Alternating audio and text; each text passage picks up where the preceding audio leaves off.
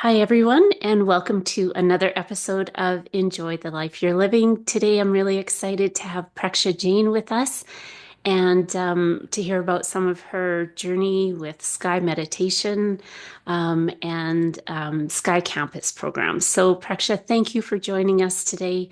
It's a real honor to have this time to have a conversation with you. Yeah, thanks, Jana. It's pleasure is mine, and thank you for, inviting me to your podcast. And I'm really excited for the conversation. Yeah, me too. Me too. So I love starting with people's personal journeys. And what I'd be really interested in is your story around how you discovered the Sky Campus program and how it's impacted your life. Yeah, for sure. Well, I was introduced to the Sky Campus Happiness Program back in 2016.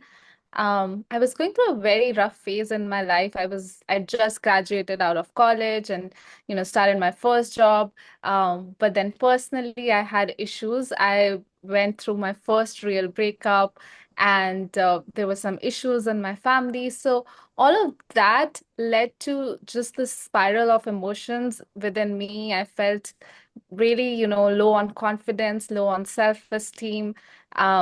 I really didn't know what to do with my career. I had social anxiety to the extent if I'd see someone familiar in the public transit, I'd turn around. Mm, And that's when a friend of mine, he actually said that, Preksha, you've lost the spark that you used to mm, have in college. And that really hit me hard. And I ended up taking the Sky Campus Happiness Program. It's a 3-day program done over the weekend, 3 hours each day. And immediately after doing the sky breath meditation for the first time, I could feel that release of emotions from within me. Like I just felt very light, and for no reason, I felt happy, which I was smiling for no reason. And I remember going back to work, and my colleagues were like, "What did you do over the weekend? You look so happy." Um, yeah. but then over time, I kept with the practice, and I saw that really helped my energy levels. I started to prepare for the GMAT exam with a very hectic full-time job, and got back the zeal in me to pursue my passion to come abroad for my master's. So I did that. And then I moved to States for my master's in international business.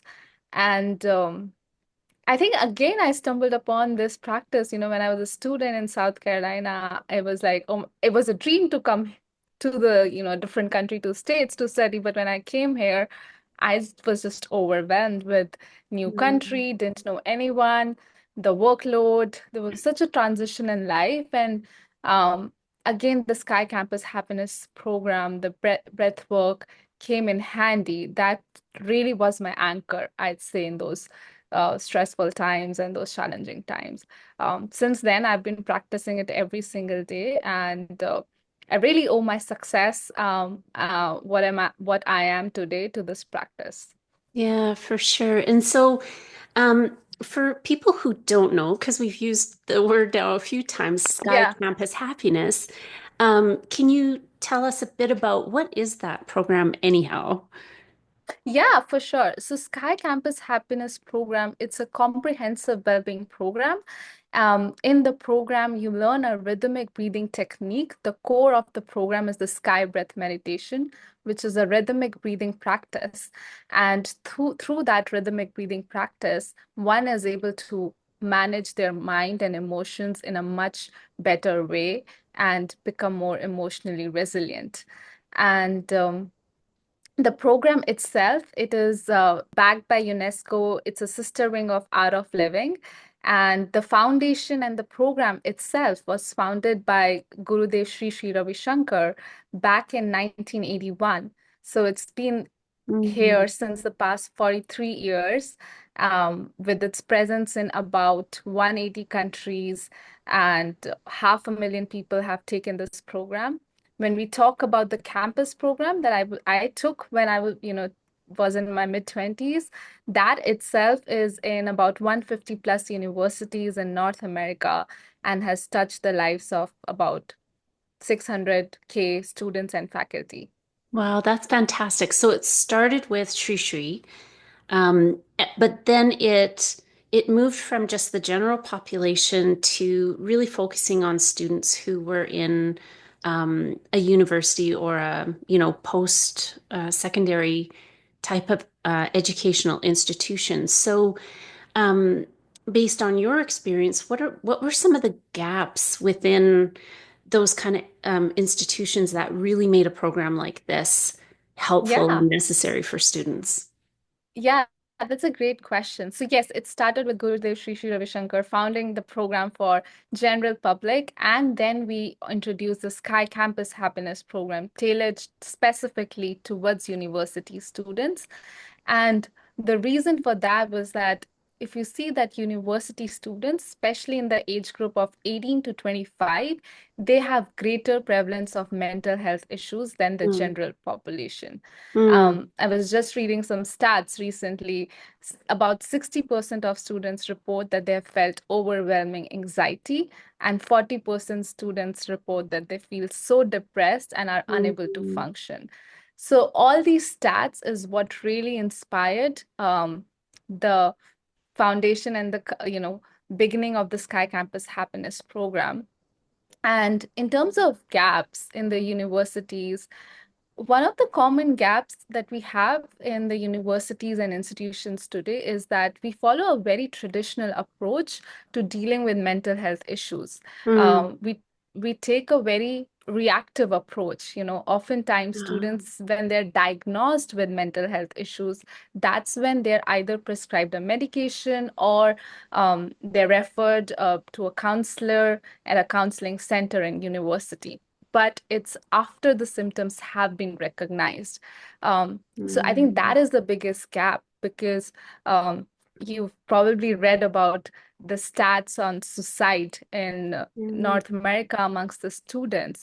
So if we are able to, come up with a more proactive, preventative approach, we can prevent um, incidents like suicides and reduce them in the mm, university settings considerably. mhm, So that is one of the biggest gap. And the second biggest gap that I've, found is that the counseling centers in the university settings, they're inadequately prepared to meet the demand. There are thousands of mm. students in university, and maybe we have five, six counselors in a university. And how do we even expect, thousands of students to get that support from five, six counselors? Um, it's a saying like you've been in academics and a professor yourself to be able to Mhm. teach and empower students. You need to yourself feel and being a subject matter expertise at something that you're teaching. Similarly, I feel like counselors themselves need resources and tools and techniques to deal with their emotions and um, feel positive and uplifted to serve the high and increasing demands of students needing these services.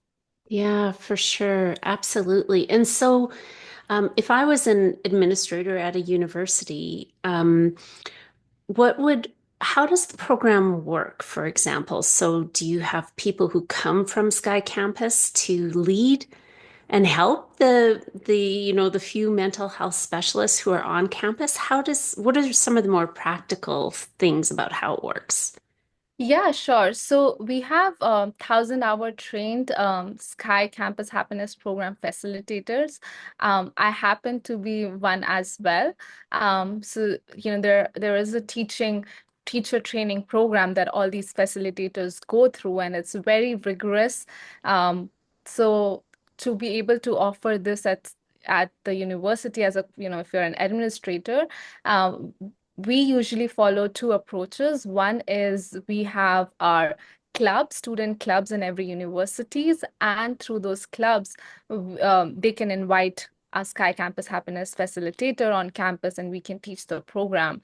Um, the second way is that we partner with the university tops down, where we have a understanding with the departmental head or the administrator of wellness department and offer these programs to their department students.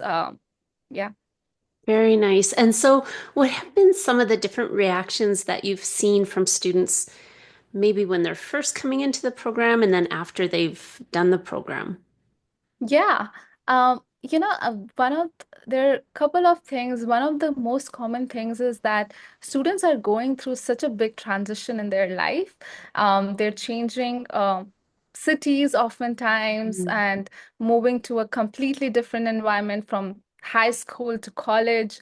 So it's a very big transition in life, and oftentimes we find that students are dealing with the two most, topmost emotion. One of them is feeling loneliness.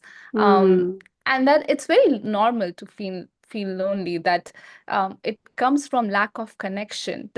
And it may come despite having a very strong family, but when you're in a new setting, in a new environment, you feel that lack of connection that leads to loneliness. And especially at this age where everyone wants to be just accepted for who they are. Mm. And yeah, so that is one of the big emotions that they feel. And the sad part is that neither at home, neither at school, in their schools, they're ever taught how to deal with these emotions. They're just taught that, oh, these are emotions that you shouldn't have, but how to deal with it, no one teaches it. Yeah. So in the program itself, what we do is we help students understand their deep-rooted emotions and the source of it. And that is how they are able to manage it better. Um, Expanding it a little bit more, every emotion is connected to endocrine glands in our system. Mm. So that's why when you're feeling certain emotions very strong, like anxiety or that fear, we feel certain palpitations in our body. Sometimes even we see that our breathing changes when we are feeling these emotions. For Mm. example, when you're angry, you're breathing faster naturally. It's naturally, no one like says like, oh, you're angry, you gotta breathe fast. It just happens naturally. Yeah. Um, so that link between the emotion, our nervous system, and the breath, that is a reverse link as well, that we can use our breath to manage our emotions and our mind. Mm. So that really is the crux of sky breath meditation, that we use the breath work and meditation to manage our emotions. Um, so that is one aspect of it. The other aspect of the program is that we have group processes and activities that cultivate that feeling of belongingness, which leads to Mm. social connection. Um, I was talking about the two main things that students come up with. One is loneliness, second is fear. Mm. Anxiety is nothing but fear thousand times. Like when fear reaches its limit, that's when you feel that anxiety. And the root cause of fear is really, again, just that lack of belongingness, Mm. feeling that fear that will I be accepted, that fear of rejection. Yeah. Um, that's where the fear stems from. So we address this by helping students to feel that connection to themselves first and to others Yeah. in their class. Um, that is where group processes, reflection, discussion, all of these things that we have in the Sky Campus Happiness Program come into the play. Yeah, and in a previous conversation that we had, you were talking about how when you first came to the United States, that you were trying to find your tribe, sort of thing. And so, can you tell us a little bit about how Sky Campus Happiness fit into that whole journey for you when you first were in the US?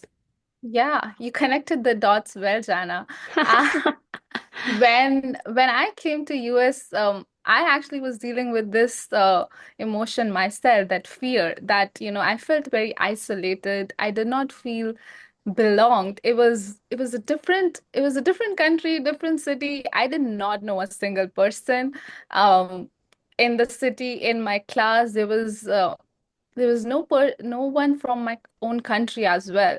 So I had this, fear of rejection, and then this emotion of will I be accepted, and just that I didn't have a community around me to, lean on to.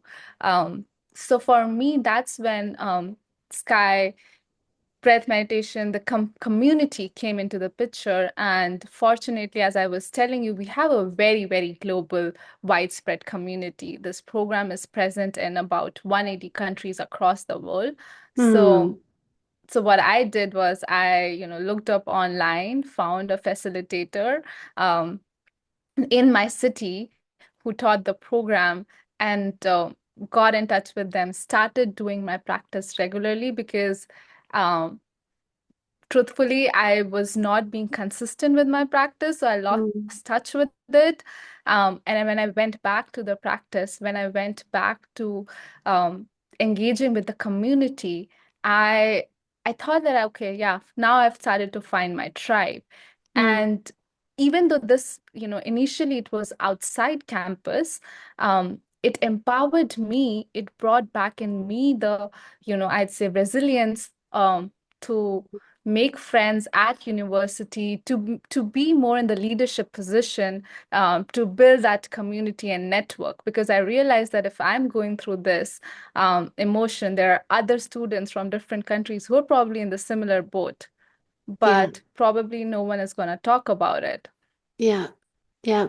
And now leadership community, or Yeah. I'm sorry, stepping into leadership, Yeah. you have essentially with Sky Campus, especially for how it relates to Canada. So you're living in the US right now, but you're leading the charge for Canada as far as Sky Campus happiness goes. Tell us a little bit about that and what you're hoping to achieve. Yeah.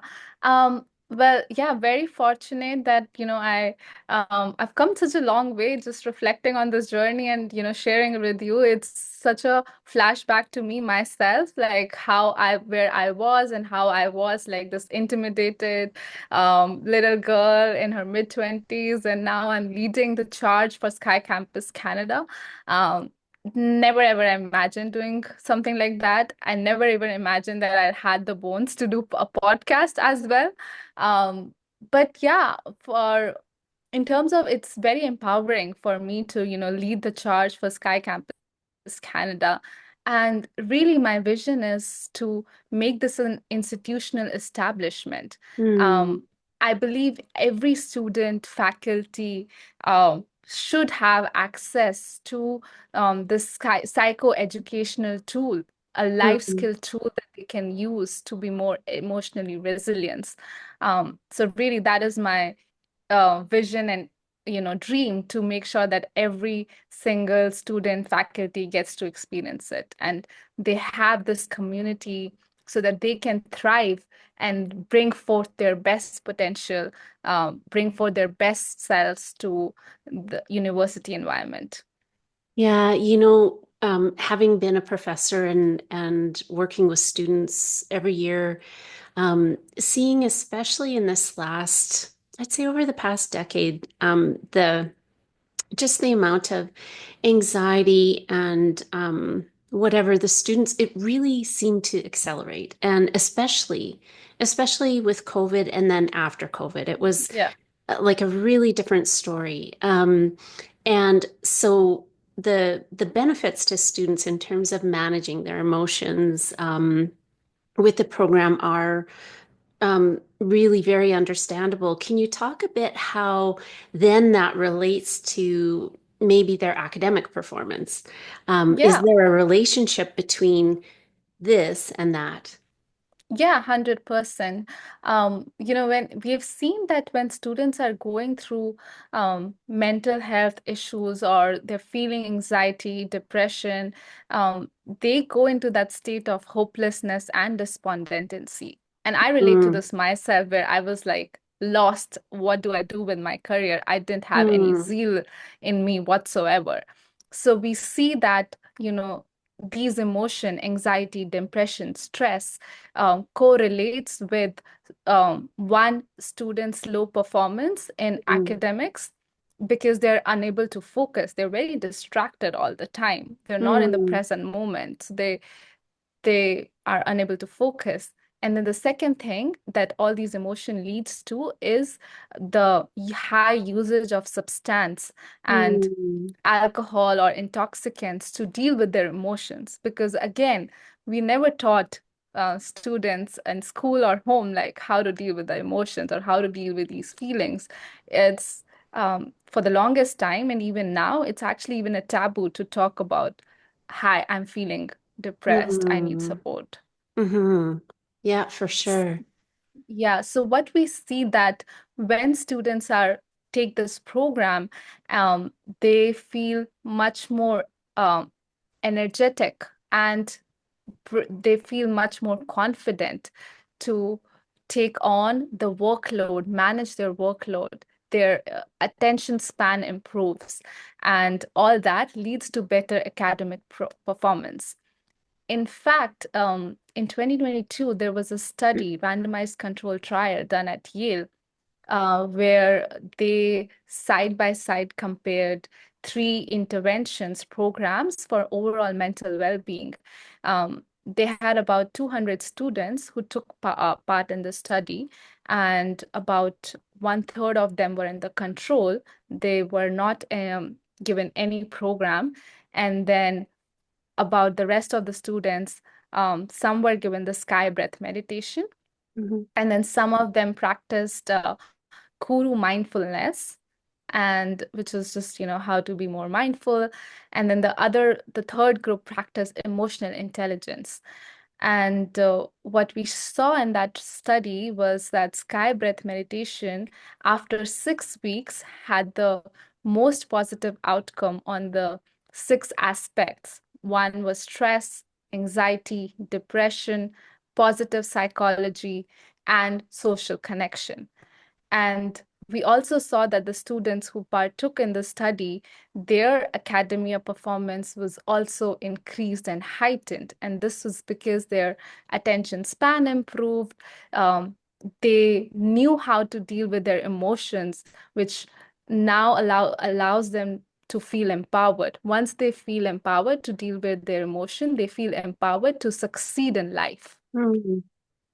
Wow, I Mhm. think this should be on every campus, everywhere, Yeah. to facilitate just healthier students, better academic performance. I'm convinced for sure. Um, Yeah.